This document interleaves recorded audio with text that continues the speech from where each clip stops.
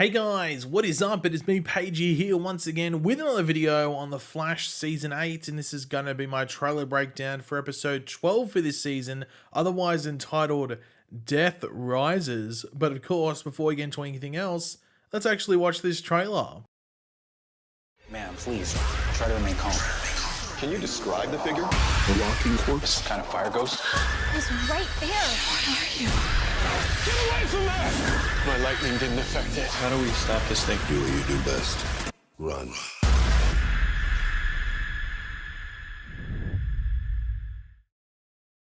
So last episode, in my opinion, was clearly the best episode of this storyline or graphic novel, whichever way you want to put it, so far. Some people are saying it's the best episode of the season so far. I definitely think it was probably the most emotional episode of the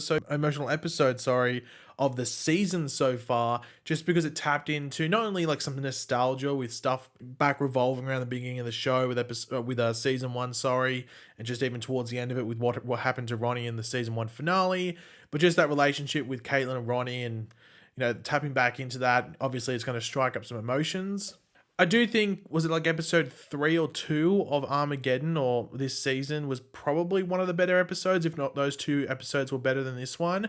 But it's not far, like it's really close. Like last episode was a great one. But of course, in the episode, we had Caitlyn believing that this was Ronnie that was actually harnessing the black flame, and there was more tapping into the grief side and just sort of being, accelerated. That's what he had to feed on based off certain things around the singularity and everything like that. And Cecile is feeling that that actually isn't the case, and Ronnie more wants to move on to the other side, but Caitlyn, in regards to what she's being told by the black flame, is saying that, pretty much Ronnie wants to come back to life. And we understand, who was right and who was wrong based off the end of the episode, and what message was the correct one at the very least, like who was actually getting the proper message from Ronnie. But of course, towards the end of the episode, we see quote-unquote Ronnie brought back after attaching the quantum splicer to the black flame. However, at the end of the episode, we see that Ronnie has left his bed. Caitlyn finds him in that like open, voided, like chill area of Star Labs where all the lounges are and everything like that. And it's not Ronnie. It's something else that then turns into Deathstorm. We have Deathstorm, comic accurate Deathstorm as well. Not like the Earth 2 one we saw back in season 2. Comic accurate Deathstorm, alive thanks to what Caitlyn did. So what are the repercussions? I'm sure we'll find out. But of course, before we get into the actual, breakdown of the trailer, we will quickly read out the episode synopsis or description, which obviously gives us a bit more context to certain things going on. But of course, throughout the video, be sure to let me know in the comment section down below your various thoughts, theories, opinions, predictions, reactions, where you think this is going. I'm always curious to read what you guys are thinking. But obviously, in regards to this, I'm extra interested because this is where we've started to heat up the season, if you want to call it. And of course, if you're going to enjoy the video, you're looking forward to this episode and just want to show your support, why not drop a like on the video to do all that? With a new meta terrorizing the city, Joe lends a hand to the local authorities. Meanwhile, Barry gets an assist from Cecile, who helps to track the mass murderer. So the first thing that needs to be mentioned, and this is some bad news, this is some sucky news, this is some frustrating news, but we are on a break for 1 week. Next episode, as the trailer does say, airs on the 27th of April, the day after the Superman Lois return. There's no episode this coming week. I think they're showing some Freddie Mercury thing, at the time slot. Not too sure if that's why they're taking the break or they just want to take the break.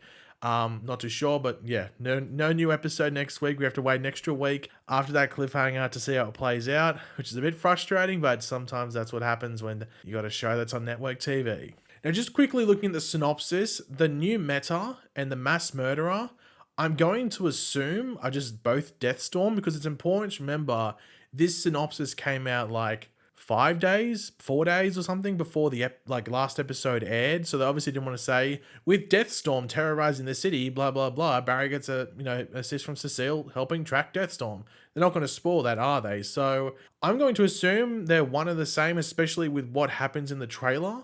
But yeah, that's a wait and find out. I don't know if they'd introduce something else, unless it's something else that's introduced that's then attached to Deathstorm, and maybe it is another meta, but I'm just going to assume that they're both the same thing. But yeah, in regards to the trailer, we start with call after call coming into the Central City Police Department, and they're all describing like a fire ghost or a walking corpse of sorts, which are pretty suitable descriptions of Deathstorm. So it's going to be interesting to see what Deathstorm is doing. Like, is it going around just straight up killing people, or is it maybe killing, like, we'll get to like killing later in the video, but is it say killing a person and then there's like 5 witnesses? Like, is it just killing without any sort of, leash, if you want to call it? Like, it's just killing people in public.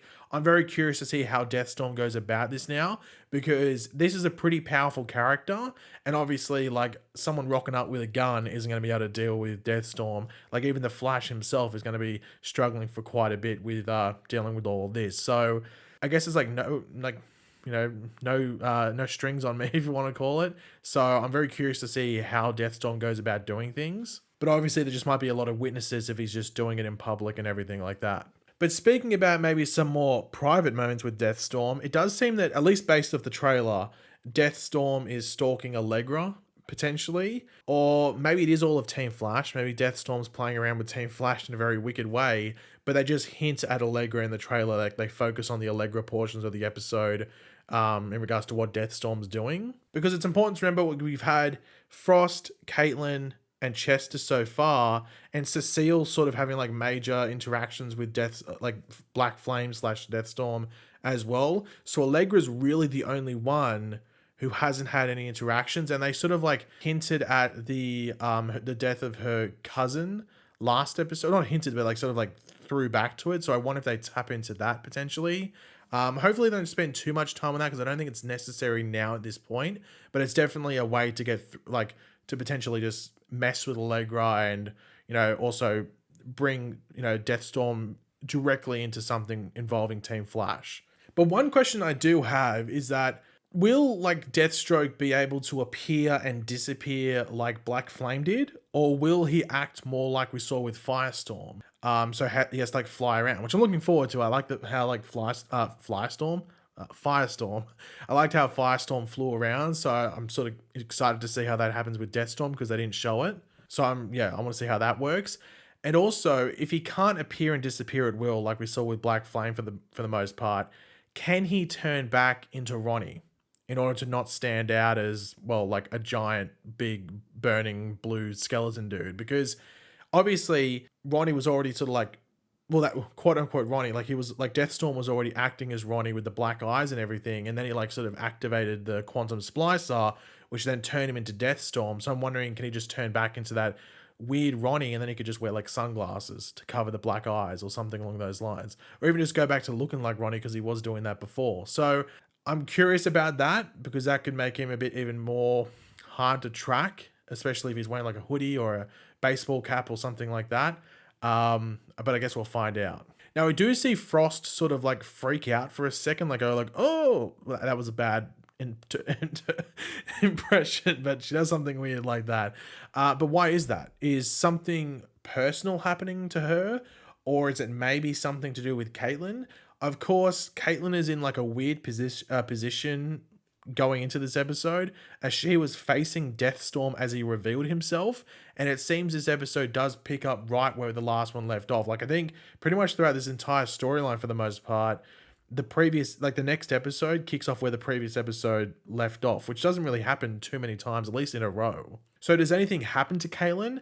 Because it seems that Barry arrives in time to deal with Deathstorm at this point, but then again, we also hear Barry say that his lightning did nothing to Deathstorm. So maybe he does it, like throws it at Deathstorm, it doesn't really do anything, and he's able to just run out of that area with Caitlyn just in time to save her. But of course, Caitlyn's going to have a lot of like pressure on her shoulders, and probably a lot of guilt, especially if Deathstorm is like even more powerful than Black Flame, just able to kill even more people just at will. So like Caitlyn could be like have a lot of pressure on her. So I'm curious to see what she will do, because I don't think they'd let Caitlyn just sit there and go, oh, it's all my fault. Like, I'm sure they would have Caitlyn act on it, and I'm very curious to see what happens in regards to that. Now, the episode is called Death Rises, so I fully expect this to be the episode in which we see Deathstorm pretty much take nothing but W's, and Team Flash take nothing but L's for the most part. And then it will be in like a later episode or later episodes where we see Team Flash start to even the scoreboard.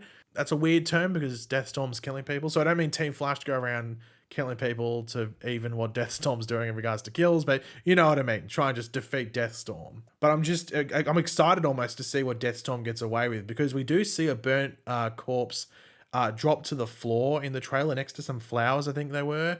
And we do see Barry actually looking at the evidence board again that's been there for a couple of episodes. But we can see that there are many more victims now on there. There was like 3 on that side before, along with the other ones from previous episodes. And now there's like 9 or 12 like along that left side. So more and more people are getting added to that. So I wonder, you know, in that opening like 10 to 15 minutes of this episode, like after we pick up with that Caitlyn and Deathstorm scene, they'll most likely kick off the episode, where we just get those reports coming in that the CCPD was answering the phones to, and it's just like, oh yeah, this blue dude just burnt this random like woman to a crisp. Like, what the hell? Do something. So I wonder if we just see like a montage of deaths, a montage of killing from Deathstorm to kick off like the opening portion of this episode. Or we see like maybe like 1 or 2 of the deaths, and then we just get we just learn about the other ones that he did. So it could be a crazy beginning to the episode. But also with this evidence board, maybe Barry is trying to even find more connections to these murders if there is one. Obviously the ones before were all connected to Caitlyn in some way, shape or form. But what could these potentially lead to now? Like, I'd be very, very surprised if they're connected to Caitlyn.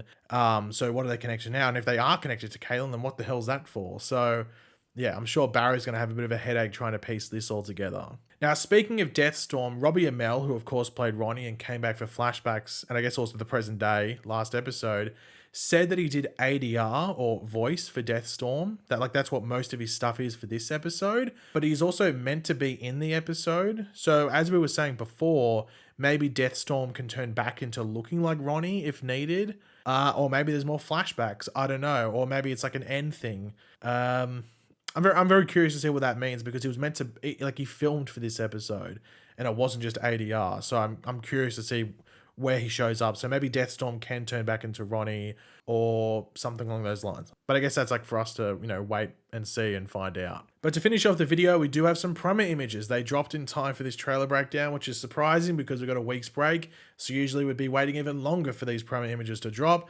And they start off fairly interesting. Now, there is a shot in the trailer with Barry consoling Iris. So we get some promo images of that. Now, it's them in the apartment sort of looking at each other going, what's going on here? And of course, last episode, I don't think I mentioned it because it wasn't really relevant for too much in the trailer, but we saw Iris get like disappeared or made invisible by Tinya Wazo. So it's a quick turnaround, and I'm very curious to see what the reasoning is, where she went, and why she's back so soon.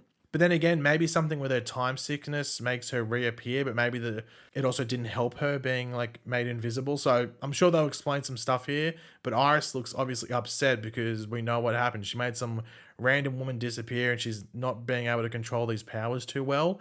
Now, as I've said, I think in my review yesterday, and I mentioned in a previous episode, we know Iris has like a 4-episode absence, but it's not really meant to start until, I think episode 15 is the first episode she's not there.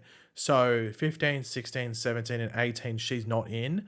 So I'm curious to see what the lead up to that is, along with the reasoning, and whether it makes too much sense also. So maybe this episode sets it up, or maybe this is just a quick West Allen scene, because I think that's all it might be. But then again, there is a quick one here with Sue, Iris, and Barry, and I have no idea where this is in the episode either. So I don't know.